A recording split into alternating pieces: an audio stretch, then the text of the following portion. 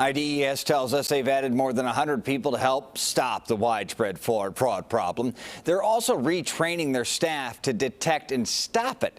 Right now, we want to bring in CBS 2 political investigator Dana Kozlov. Dana, we've been investigating a myriad of major issues at IDES, but rarely a fix, never a fix. So we went and found a solution used in other states. Yeah, and Brad, it's software from an outside company that not only verifies identities quickly, but it also weeds out so-called bad actors. The folks with ID.me, that software, say currently 9 states are using it, more are signing up, and most have signed up in just the last month and a half. Headaches for tens of thousands of Illinoisans trying to get unemployment benefits keep getting worse, in large part because of fraud.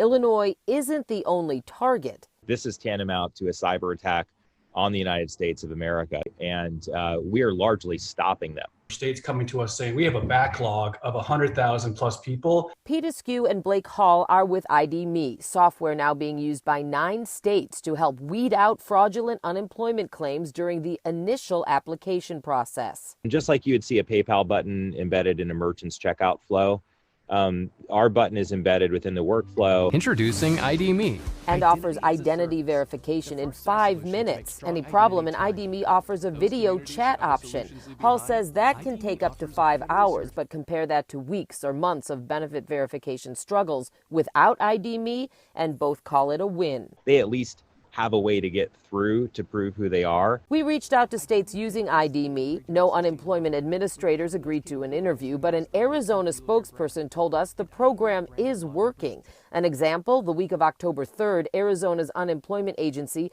had 570,400 mostly fraudulent claims before ID.me was implemented.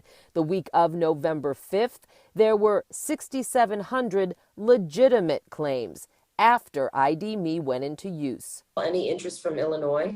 There really isn't a state, I think, at this point that we haven't briefed or that isn't aware of us. We want to be respectful because, certainly they'll make the decision that's right for themselves.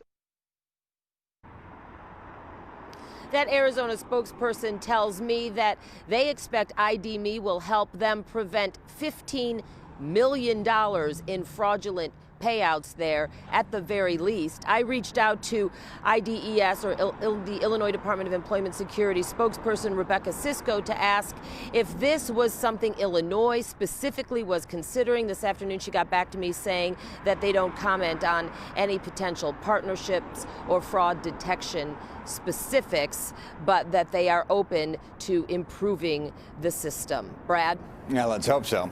Never commenting on any specifics, though. So savings seem considerable. How much would it cost a taxpayer to implement the system?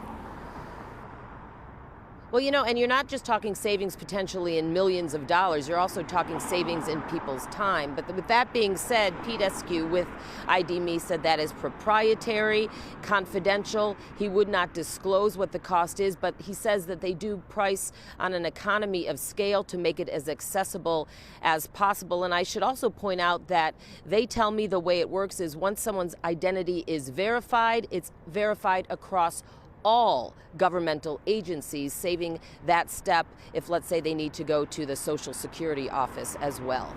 Brad? Wow. All right. Sounds very applicable. CBS 2 investigator Dana Kozlov. Dana, our thanks.